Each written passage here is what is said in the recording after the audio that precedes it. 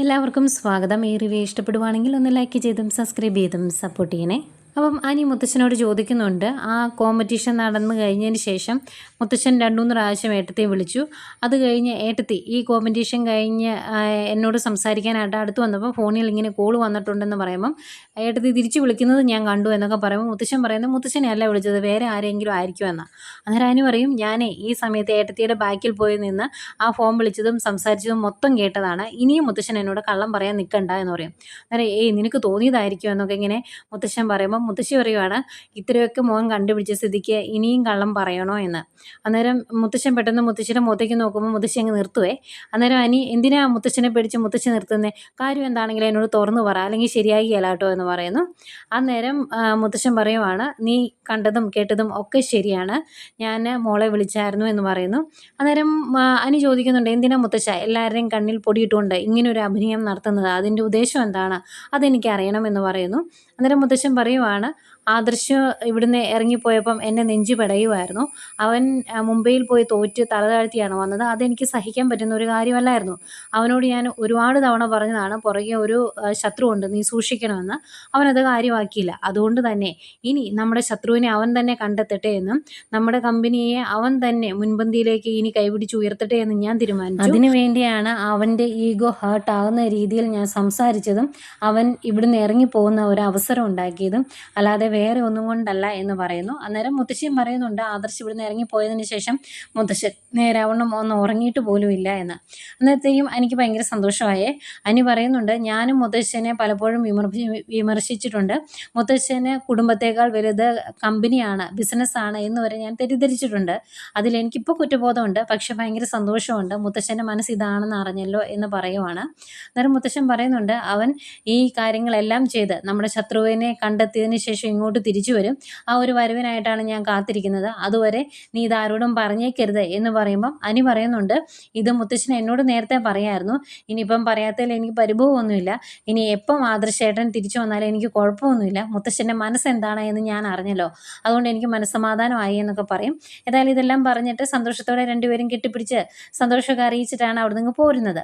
പോന്നു കഴിയുമ്പോൾ മുത്തശ്ശനോട് ചോദിക്കുവാണ്, ഈ സത്യങ്ങളെല്ലാം അറിയേണ്ട ഒരാളോട് ഇല്ലേ, അവനെങ്ങനെ അറിയിക്കണ്ടേ എന്ന്. അന്നേരം മുത്തശ്ശൻ പറയും, അത് ആദർശല്ലേ, അവൻ പതിയെ അറിഞ്ഞാൽ മതി, അവൻ നമ്മുടെ ശത്രുവിനെ കണ്ടെത്തണം. ഇനി ഒരിക്കലും നമുക്ക് മേൽ ശത്രുക്കൾ വളരാൻ പാടില്ല, അതിനവനെ അത് കണ്ടെത്തേണ്ടത് അത്യാവശ്യമാണ്. അതിനുശേഷം നമുക്ക് അവനെ ഇങ്ങോട്ട് വിളിക്കാം എന്നൊക്കെ മുത്തശ്ശൻ മുത്തശ്ശിയോട് പറയുന്നുണ്ട്. അതിനുശേഷം മാളവികയാണ് കാണിക്കുന്നത്. മാളവിക ഭയങ്കര സന്തോഷത്തിലാണ്. ഈ കോമ്പറ്റീഷൻ നയനെ ജയിച്ചതുകൊണ്ട് ഇനി മൂർത്തി ജ്വല്ലറിയെ പിടിച്ചു കിട്ടാൻ നയൻ ജ്വല്ലറിക്ക് സാധിക്കില്ലല്ലോ. അതിൻ്റെ ഒരു സന്തോഷത്തിലിരിക്കുമ്പോഴാണ് റൂമിലേക്ക് ക്യാബിനിലേക്ക് അഭി വരുന്നത്. അഭിയെ കാണുന്നത് ഭയങ്കരമായിട്ട് വിഷമം അഭിനയിക്കുകയെ. അന്നേരം അഭി പറയുന്നുണ്ട്, മാളവിക വിഷമിക്കുകയൊന്നും വേണ്ട, നീ നിൻ്റെ കഴിവിൻ്റെ പരമാവധി നോക്കിയെന്ന് എനിക്കറിയാമെന്ന്. അന്നേരം മാളവിക പറയുന്നുണ്ട്, എന്നാലും അവർ വിജയിച്ചല്ലോ സാർ, ആ സമയത്ത് ഡേവിഡ് സാറിൻ്റെ മുഖം കണ്ടപ്പോൾ എനിക്ക് പേടിയാകുമായിരുന്നു എന്നൊക്കെ പറയുമ്പം മാളു പേടിക്കുകയൊന്നും വേണ്ട, മാളുവിന് ഒരു പ്രശ്നം ഉണ്ടാകുകയില്ല, മാളുവിൻ്റെ സ്ഥാനത്തിന് ഒരു കോട്ടവും സംഭവിക്കില്ല എന്ന് പറയുമ്പം അത് ഡേവിഡ് സാറല്ലേ തീരുമാനിക്കേണ്ടത് എന്ന് ചോദിക്കും. അന്നേരം ഏത് ഡേവിഡ്, ഇവിടെ കാര്യങ്ങളൊക്കെ തീരുമാനിക്കുന്നത് ഞാനാണ്, പിന്നെ മറ്റു ചിലരും എന്ന് പറയും. അന്നേരം മാളവി ചോദിക്കും, ആ മറ്റു ചിലർ ആരാണ് എന്ന്. അപ്പം ഒന്ന് പതറിയിട്ട് അഭി പറയുവാണ്, അതൊക്കെ ഞാൻ പിന്നെ പറയാമെന്ന്. എന്നിട്ട് മാളു വിഷമിക്കണ്ട കേട്ടോ എന്ന് പറഞ്ഞിങ്ങനെ കവളയിലൊക്കെ തലോടുവാണേ. അന്നേരം ഇങ്ങനെ ഒരു ഇറിറ്റേഷൻ ഉണ്ടാവുകയാണ് മാളവിക്ക്. എന്നിട്ട് അതിൻ്റെ കൂടെ അഭി പറയുവാണ്, എൻ്റെ ഈ സ്നേഹം എനിക്ക് ഞാൻ ഈ അങ്ങോട്ട് തരുന്ന ഈ സ്നേഹം എനിക്ക് തിരിച്ചും തരണം കേട്ടോ എന്ന്. അന്നേരം ആകെ വിഷമിച്ച് നിൽക്കുന്ന മാളവികയോട് അഭി പിന്നെയും പറയുവാണ്, എനിക്ക് മനസ്സമാധാനം തരാത്ത ഒരു ഭാര്യയാണ് എനിക്കുള്ളത്, അവളും ഞാനും ഒരുപാട് കാലം ഒന്നും ഒത്തുപോകുകയില്ല, താമസിക്കാതെ അവളെ ഞാൻ ഒഴിവാക്കും, ആ സമയത്ത് എൻ്റെ തോളോട് തോള് ചേർന്ന് കൂടെ കാണേണ്ടത് മാളവികയാണ് എന്നൊക്കെ പറയുന്നു. അന്നേരം മാളവിക പറയുന്നുണ്ട്, ഇത് മേഡം അറിയരുത് കേട്ടോ, ആകെ പ്രശ്നമാകുമെന്ന്.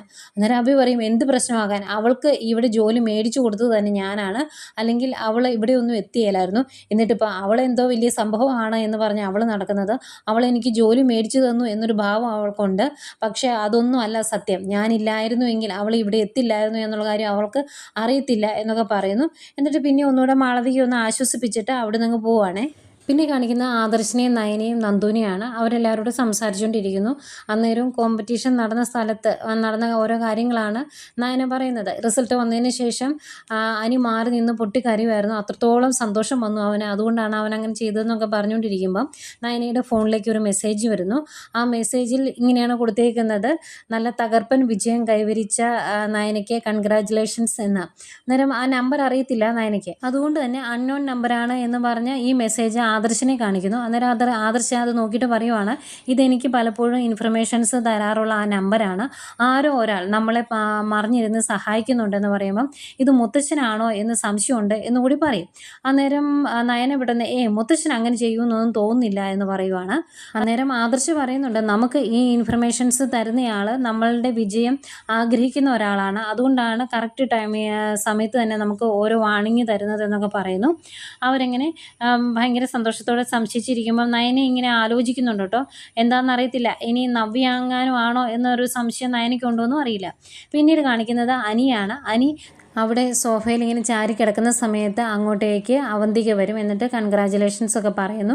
അന്നേരം അതങ്ങ് തീരെ ഇഷ്ടപ്പെടുന്നില്ല എനിക്ക്. അന്നേരം അവന്തിക ചോദിക്കും, അതെന്താ അനിയേട്ടന് ഞാൻ കൺഗ്രാജുലേഷൻസ് പറഞ്ഞത് ഇഷ്ടപ്പെട്ടില്ലേ? അനിയേട്ടൻ ഇവിടുന്ന് ഇറങ്ങിയപ്പോൾ തൊട്ട് ഞാൻ പൂജാമുറിയിൽ പ്രാർത്ഥനയായിരുന്നു, അതിനുശേഷം അമ്പലത്തിൽ പോയി, അമ്പലത്തിൽ ഇരുന്നും പ്രാർത്ഥിച്ചു, അവിടെ ഇരുന്ന് അവിടുത്തെ പ്രസാദവും കഴിച്ചിട്ടാണ് ഞാൻ വരുന്നത് എന്നൊക്കെ പറയുമ്പം അനി പറയുന്നുണ്ട്, നീ അത്രത്തോളം നല്ല ക്വാളിറ്റിയുള്ള ഒരു പെൺകുട്ടി ആയിരുന്നുവെങ്കിൽ എൻ്റെ ഇഷ്ടം അറിയിച്ചതിന് ശേഷം, എനിക്ക് ഈ വിവാഹത്തിന് താല്പര്യമില്ല എന്നുള്ള കാര്യം അറിയിച്ചതിന് ശേഷം നീ എന്നെ ഇങ്ങനെ കൊല്ലാനായിട്ട് പുറകെ നടക്കില്ലായിരുന്നു, ഈ വിവാഹം വേണ്ടാന്ന് നീ വെച്ചേനെ. പക്ഷേ നീ അങ്ങനെയല്ല ചെയ്യുന്നത്, അതുകൊണ്ട് നീ അത്ര നല്ല പിള്ള ജാമ്യമൊന്നും വേണ്ട എന്ന് പറയുമ്പോൾ, ഇതെന്താ അനിയേട്ട ഇങ്ങനെ, എനിക്ക് അനിയേട്ടനെ അത്ര ഇഷ്ടമായതുകൊണ്ടല്ലേ ഈ വിവാഹം നടക്കണമെന്ന് ഞാൻ ആഗ്രഹിക്കുന്നത് എന്നൊക്കെ ചോദിക്കും.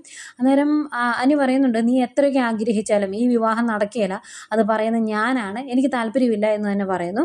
ഇവരിങ്ങനെ സംസാരിച്ചുകൊണ്ട് നിൽക്കുന്നതേക്കും കഴിഞ്ഞ ദിവസത്തെ പോലെ തന്നെ ദേവയാനി അങ്ങോട്ട് വന്നിട്ട്, ഇതെന്താ ഇത്, നിങ്ങൾ രണ്ടുപേരും ഇവിടെ കണ്ടിട്ടുണ്ടെങ്കിൽ എപ്പോഴും വഴക്കാലോ, എന്താ കാര്യമെന്ന് ചോദിക്കും. അന്നേരം അവന്തിക പറയുന്നുണ്ട്, ഞാൻ അനിയേട്ടന് വേണ്ടി പ്രാർത്ഥിച്ചു എന്ന് പറഞ്ഞിട്ട് അനിയേട്ടൻ വിശ്വസിക്കുന്നില്ല എന്ന്. അന്നേരം ദേവയാനി പറയും, അവൻ അങ്ങനെയേ പറയുള്ളൂ, കാരണം മോളെ വിവാഹം കഴിക്കാൻ അവന് താല്പര്യമില്ലല്ലോ, അതുകൊണ്ട് അവൻ ഇങ്ങനെയൊക്കെ പറയുന്നത്, മോളത് കാര്യമാക്കണ്ട എന്ന് പറയും. എന്നിട്ട് അനിയോടായിട്ട് പറയുവാണ്, അനി നിൻ്റെ ഇന്നത്തെ വിജയത്തിൽ ഒരു പങ്ക് മോൾ കൂടി ഉണ്ടെന്ന്. അന്നേരം അനി ഇങ്ങനെ പുച്ഛിച്ച് ചിരിച്ചിട്ട്, അതെനിക്ക് മനസ്സിലായില്ല എന്ന് പറയുന്നു. അന്നേരം ദേവയാനി പറയുവാണ്, മോള് നല്ല രീതിയിൽ നിനക്ക് വേണ്ടി പ്രാർത്ഥിച്ചു, അതുകൊണ്ടുകൂടിയാണ് ഈ വിജയം നിനക്കുണ്ടായതെന്ന് പറയുമ്പം അനി പറയുന്നുണ്ട്, എനിക്ക് ഈ വിജയം ഉണ്ടായത് നയനേടത്തി ശ്രമിച്ചതുകൊണ്ടാണ്, ഒപ്പം നയനേടത്തിയെ സപ്പോർട്ട് ചെയ്ത് ആദർശേട്ടനോട് നിന്നതുകൊണ്ടാണ്, അല്ലാതെ ഇവളുടെ പ്രാർത്ഥന കൊണ്ടൊന്നും അല്ല എന്ന് പറയുന്നു. അന്നേരം ദേവയാനി പറയുന്നുണ്ട്, അതെന്തും ആയിക്കോട്ടെ, മോള് നിനക്ക് വേണ്ടി പ്രാർത്ഥിച്ചായിരുന്നു, നീ ഇനിയിപ്പോൾ എന്തൊക്കെ മോളെ ഇഷ്ടമല്ല എന്ന് പറഞ്ഞാലും നിൻ്റെ വിവാഹ നിശ്ചയം നടക്കും, വിവാഹ നിശ്ചയം നടന്നു കഴിഞ്ഞാൽ പിന്നെ പാതി വിവാഹം നടന്നു എന്നാട്ടോ പറയുന്നത്, അതുകൊണ്ട് നീ ആവശ്യമില്ലാത്ത കാര്യങ്ങൾക്കൊന്നും നിൽക്കണ്ട എന്നൊക്കെ പറഞ്ഞിട്ട് ദേവയാനി പോകുമ്പം ദേഷ്യം വന്നിട്ട് നിൽക്കുവാണ് അനി. കഴിഞ്ഞ ദിവസം ഇതുപോലെ തന്നെ ഒരു സീൻ കഴിഞ്ഞതാണ്. ഏതായാലും പിന്നീട് നവ്യയെ കാണിക്കുന്നുണ്ട്. നവ്യ അഭിയെ പോയി കാണുന്നു. എന്നിട്ട്, എന്നാലും നമ്മൾ തോറ്റുപോയല്ലോടാ, അവർ തലകുനിച്ച് പോകുന്നത് കാണാൻ വേണ്ടിയാണ് ഞാൻ വന്നത്, പക്ഷേ നമ്മൾ തലകുനിച്ച് അവിടുന്ന് ഇറങ്ങേണ്ടി വന്നല്ലോ എന്നൊക്കെ പറയുമ്പം അഭി പറയുവാണ്, ഇതിൽ എന്തോ ചതിയുണ്ട്, മിക്കവാറും ഇതിൻ്റെ അകത്ത് മുത്തശ്ശൻ കളിച്ചിട്ടുണ്ടോ എന്ന് എനിക്ക് സംശയമുണ്ട്, മുത്തശ്ശൻ്റെ പവർ നിനക്കറിയാലോ, അതുകൊണ്ട് അങ്ങനെ എന്തെങ്കിലും കളി ഇതിൻ്റെ അകത്ത് നടന്നിട്ടുണ്ടായിരിക്കും, അല്ലെങ്കിൽ മാളവിക ഇത്രയും നന്നായിട്ട് ഡിസൈൻസ് വരച്ചിട്ട് എന്തുകൊണ്ടാണ് തോറ്റുപോയത് എന്നൊക്കെ ഇങ്ങനെ ചോദിക്കുമ്പം നവ്യ പറയുന്നുണ്ട്, അവളേക്കാൾ നല്ല ഡിസൈൻസ് അവിടെ ചെന്നതുകൊണ്ടായിരിക്കും, ഏതായാലും മാളവികയെ സംശയിക്കേണ്ട കാര്യമൊന്നുമില്ല, മാളവിക നന്നായിട്ട് പെർഫോം ചെയ്തതാണല്ലോ എന്ന് പറയും. അന്നേരം അഭി പറയുന്നുണ്ട്, മാളവിക എനിക്ക് സംശയമൊന്നുമില്ല, പക്ഷേ ഡേവിഡ് സാറിന് എന്തൊക്കെയോ സംശയങ്ങളുണ്ട്, ഡേവിഡ് സാർ പറഞ്ഞത് ഇതിലിവിടെ എന്തോ ഒരു ചതി നടക്കുന്നുണ്ട് എന്നാണ്, അത് കണ്ടുപിടിക്കണമെന്നും പറഞ്ഞിട്ടുണ്ട്, അങ്ങനെ കണ്ടുപിടിച്ചിട്ടുണ്ടെങ്കിൽ ഈ കമ്പനിയിൽ ഒരു ചാരനുണ്ട് എങ്കിൽ പിന്നീട് അയാൾക്ക് ജീവൻ ഉണ്ടാകുകയില്ല, തട്ടിക്കളഞ്ഞിരിക്കും, അതാണ് ഡേവിഡ് സാറിൻ്റെ രീതി എന്നൊക്കെ പറയുന്നുണ്ട്. അത് കേൾക്കുമ്പോൾ നവ്യയ്ക്ക് ചെറിയ ടെൻഷൻ ആകുന്നുണ്ട്. അതുകൊണ്ട് തന്നെ നവ്യ ആദർശന് മെസ്സേജ് അയക്കുവാണ്, മാളവികയുടെ ജീവൻ ആപത്താണ്, എത്രയും പെട്ടെന്ന് ഒരു ദുരന്തം ഉണ്ടാകാം, അതുകൊണ്ട് സൂക്ഷിക്കണം എന്ന്. ആദർശ് അത് വായിച്ച് കഴിയുമ്പോൾ ആദർശനും ചെറിയ ടെൻഷനൊക്കെ ആവുന്നുണ്ട്. പിന്നെ നയനയും നന്ദുവിനെയാണ് കാണിക്കുന്നത്. നയന നന്ദുവിനെ വിളിച്ചിരുത്തി, ഞായറാഴ്ച അനിയയുടെ വിവാഹ നിശ്ചയമാണ്, ആ വിവാഹ നിശ്ചയം നീ കാരണം മുടങ്ങി പോകരുത്, എനിക്ക് നിന്നോട് സ്നേഹമുണ്ടെങ്കിലും നീ അവനോട് തിരിച്ച് അങ്ങനെ ഒരു സ്റ്റാൻഡ് എടുക്കരുത്, അവരുടെ ജീവിതത്തിലേക്ക് നീ കടന്നു ചെല്ലരുത് എന്നൊക്കെ പറഞ്ഞ് കുറേ കുറേ ഉപദേശിക്കുന്നു. ഞാനായിട്ട് അനിയുടെ വിവാഹ നിശ്ചയം മുടക്കില്ല എന്ന് നന്ദു പറയുന്നുണ്ട്. എന്നിട്ട് പറയുവാണ്, ഞാൻ ഇതൊക്കെ സമ്മതിക്കാം, പക്ഷെ ഒരു കാര്യം ചേച്ചി അച്ഛനെയും അമ്മയും കൊണ്ട് സമ്മതിപ്പിക്കണം. എനിക്ക് ഉടനെ ഒന്നും ഒരു വിവാഹം വേണ്ട. കാരണം എൻ്റെ പ്രൊഫഷനും വിവാഹ ജീവിതവും തമ്മിൽ ഒത്തുപോകില്ല. എന്നെ മനസ്സിലാക്കുന്ന ഒരാൾ വരുന്നിടം വരെ എനിക്ക് കാര്യങ്ങൾ നേരാവണ്ണം മുന്നോട്ട് കൊണ്ടുപോകാനുള്ള സ്വാതന്ത്ര്യം തരണം എന്ന് ചേച്ചി അച്ഛനോടും അമ്മയോടും പറയണം, അമ്മയെക്കൊണ്ടും അച്ഛനെ കൊണ്ടും സമ്മതിപ്പിക്കണം എന്നൊക്കെ പറയുന്നു. അന്നേരം നയന പറയുന്നുണ്ട്, അതൊന്നും സാരമില്ല, അതൊക്കെ നിൻ്റെ ഇഷ്ടം പോലെ നടക്കട്ടെ എന്ന്. അങ്ങനെ ഇവർ സംസാരിച്ച് നിൽക്കുന്നതെയും അങ്ങോട്ട് അനി വരുന്നു. അനിയെ കാണുന്നത് ഭയങ്കര ടെൻഷനാട്ടോ നയനയ്ക്ക്. കാരണം നന്ദു അവിടെ ഉണ്ടല്ലോ, നന്ദുവിനെ അനി കാണിയില്ലേ, അതുകൊണ്ട്. ഏതായാലും അനി കയറി വരുന്നത്, എന്തിനാ അനി ഇങ്ങോട്ട് പിന്നെയും വന്നത്, നന്ദുവിനെ കാണാനാണോ എന്ന് ചോദിക്കുമ്പോൾ, ഞാൻ അതിനൊന്നും അല്ല വന്നതെന്ന് അനി പറയും. നന്ദു ഒന്നും മിണ്ടാതെ എന്ന് ഞാൻ പോയിട്ട് വരാൻ ചേച്ചി എന്ന് പറഞ്ഞാൽ അവിടുന്ന് ഞങ്ങൾ ഇറങ്ങി പോരുവാണേ. നന്ദു അങ്ങനെ ഒന്നും മിണ്ടാതെ ഇറങ്ങി പോരുമ്പം എനിക്ക് വിഷമമുണ്ട്, പക്ഷെ അനി അത് പുറത്ത് കാണിക്കുന്നില്ല. എന്നിട്ട് നയനയോട് ചോദിക്കുവാണ്, ഞാൻ ഏട്ടത്തെ കാണാൻ വേണ്ടിയാണ് വന്നത്. അവിടെ കോമ്പറ്റീഷൻ നടക്കുന്ന സമയത്ത് ഏട്ടത്തിയുടെ ഫോണിലേക്ക് മുത്തശ്ശൻ്റെ കോൾ വന്നായിരുന്നു. അതിന് ശേഷം മുത്തശ്ശനെ ഏട്ടത്തി വിളിക്കുകയും ചെയ്തു. അതും ഞാൻ കണ്ടതാണ്. എന്തിനാണ് ഇങ്ങനെ ഒരു കള്ളത്തരം നിങ്ങൾ തമ്മിൽ നടത്തുന്നത്? ആദർശേട്ടൻ പോലും അറിയാതെ നിങ്ങൾ തമ്മിൽ ഒരു രഹസ്യ ധാരണയുണ്ടല്ലേ എന്നൊക്കെ ചോദിക്കുമ്പോൾ ആദ്യം അങ്ങനെയില്ല ഇങ്ങനെയില്ല എന്നൊക്കെ പറഞ്ഞ് കുറേ ഉരുണ്ട് കളിക്കും കേട്ടോ നയന. അന്നേരം അനി പറയുന്നുണ്ട്, എനിക്കിതിൻ്റെ അകത്ത് വ്യക്തമായ ധാരണയുണ്ട്, അതുകൊണ്ടാണ് ഇവിടെ വന്ന് ചോദിച്ചത് എന്ന്. അങ്ങനെ അനി ചോദിച്ച് നിൽക്കുമ്പോൾ ഇത്തിരി വിഷമത്തോടെ നിൽക്കുന്ന നയനയെ കാണിച്ചുകൊണ്ടാണ് ഇന്നത്തെ എപ്പിസോഡ് അവസാനിക്കുന്നത്.